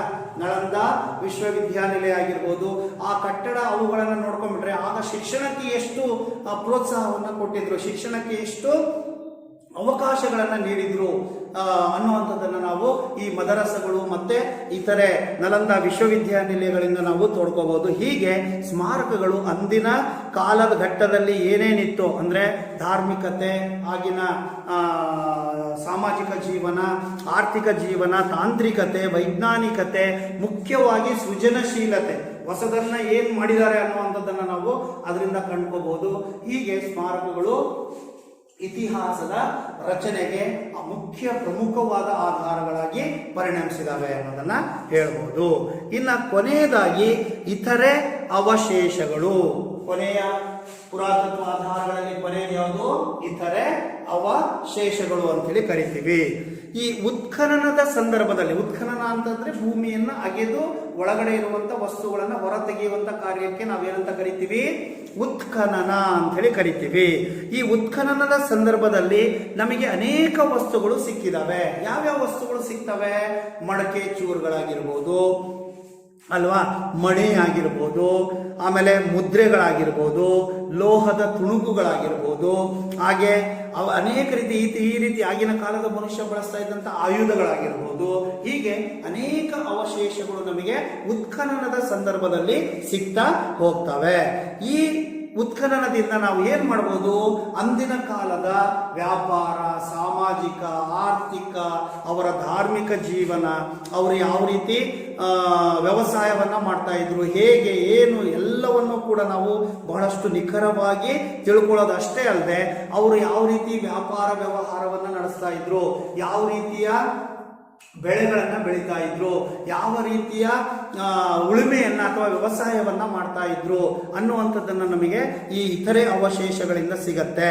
ಮುಖ್ಯವಾಗಿ ಉತ್ಖನನದಲ್ಲಿ ದೊರೆತ ಜೈವಿಕ ಸತ್ತ ಪ್ರಾಣಿ, ಪಕ್ಷಿ ಮತ್ತು ಮರಗಿಡಗಳ ಅವಶೇಷಗಳ ಮೇಲೆ ಇಂಗಾಲ 14 ಅನ್ನುವಂಥ ಒಂದು ಅಂಶ ಇದೆ. ಇಂಗಾಲ 14 ಅನ್ನುವಂತಹ ಒಂದು ಪ್ರಯೋಗವನ್ನ ಮಾಡ್ತಾರೆ. ಭೂಮಿಯಲ್ಲಿ ಉಗಿದು ಹೋಗಿರ್ತಕ್ಕಂಥ ಸತ್ತ ಪ್ರಾಣಿ ಜೈವಿಕ ಅಂಶಗಳು, ಆಮೇಲೆ ಮರದ ತುಣುಕುಗಳು, ಈ ಉದಾಹರಣೆಗೆ ಪೆಟ್ರೋಲಿಯಂ ಅವೆಲ್ಲ ಸಿಗ್ತಿರೋದೆಲ್ಲ ಜೈವಿಕ ಪ್ರಾಣಿಗಳ ಅವಶೇಷಗಳಿಂದಲೇ ಅಲ್ವಾ. ಕಲ್ಲಿದ್ದಲು ಮರಗಳು ಏನು ಭೂಮಿ ಒಳಗೆ ಹೂತು ಹೋಗಿ ಅಲ್ಲಿಯ ಉಷ್ಣಾಂಶಕ್ಕೆ ಪರಿವರ್ತನೆಗೊಂಡು ಕಲ್ಲಿದ್ದಲಾಗಿ ಆಗಿರೋದು. ಈ ರೀತಿಯ ವಸ್ತುಗಳ ಮೇಲೆ ಈ ಇಂಗಾಲ 14 ಪ್ರಯೋಗವನ್ನ ಮಾಡಿದೀವಿ ಅಂತಂದ್ರೆ ಅದು ಯಾವ ಕಾಲಕ್ಕೆ ಸಂಬಂಧಿಸಿದ್ದು, ಅದು ಎಷ್ಟು ವರ್ಷ ಹಳೇ ಕಾಲದಲ್ಲಿ ಅಥವಾ ಎಷ್ಟು ವರ್ಷದ ಹಿಂದೆ ಭೂಮಿಯಲ್ಲಿ ಹೂತು ಹೋಗಿತ್ತು ಅನ್ನುವಂಥದ್ದನ್ನು ನಾವು ನಿಖರವಾಗಿ ತಿಳ್ಕೋಬಹುದು ಇಂಗಾಲ 14 ಪ್ರಯೋಗದ ಮೂಲಕ. ಹೀಗೆ ಈ ಒಂದು ಇಂಗಾಲದ ವಿಧಾನಕ್ಕೆ 14ರ ವಿಧಾನಕ್ಕೆ ಒಳಪಡಿಸುವ ಮೂಲಕ ಅವುಗಳ ಕಾಲವನ್ನು ನಾವು ನಿಖರವಾಗಿ ತಿಳ್ಕೋಬಹುದು. ಉತ್ಖನನದಿಂದ ಕಲಬುರಗಿ ಜಿಲ್ಲೆಯ ಸನ್ನತಿ ಮತ್ತು ದೊಡ್ಡಬಳ್ಳಾಪುರ ಸಮೀಪದಲ್ಲಿರ್ತಕ್ಕಂತಹ ರಾಜಘಟ್ಟದಲ್ಲಿ ಬೌದ್ಧ ಸ್ತೂಪಗಳು ನಮಗೆ ಸಿಕ್ಕಿದಾವೆ. ಬೌದ್ಧರ ಕಾಲದಲ್ಲಿ ಹಿಂದೆ ಗೌತಮ ಬುದ್ಧ ಬೌದ್ಧ ಧರ್ಮ ಏನಿತ್ತು ಅವರ ಸ್ತೂಪಗಳು ಅಂತಂದ್ರೆ ದೇವಸ್ಥಾನಗಳನ್ನ ಸ್ತೂಪಗಳು ಅಂತ ಕರೀತಿದ್ರು. ಆ ಸ್ತೂಪಗಳು ಭೂತ್ ಹೋಗಿದ್ವು. ಆಗಿನ ಕಾಲದಲ್ಲಿ ಸಾಮಾನ್ಯ ಶಕ ಪೂರ್ವದಲ್ಲೇ ಸೃಷ್ಟಿಯಾದಂತವುಗಳನ್ನ ಉತ್ಖನನ ಮಾಡಿದಾಗ ಆ ಒಂದು ಸ್ತೂಪಗಳು ನಮಗೆ ಸಿಕ್ಕಿರೋದನ್ನ ಗಮನಿಸ್ತೀವಿ. ತಮಿಳುನಾಡಿನ ಅರಿಕಮೇಡು ಮತ್ತು ಪಟ್ಟಣಂ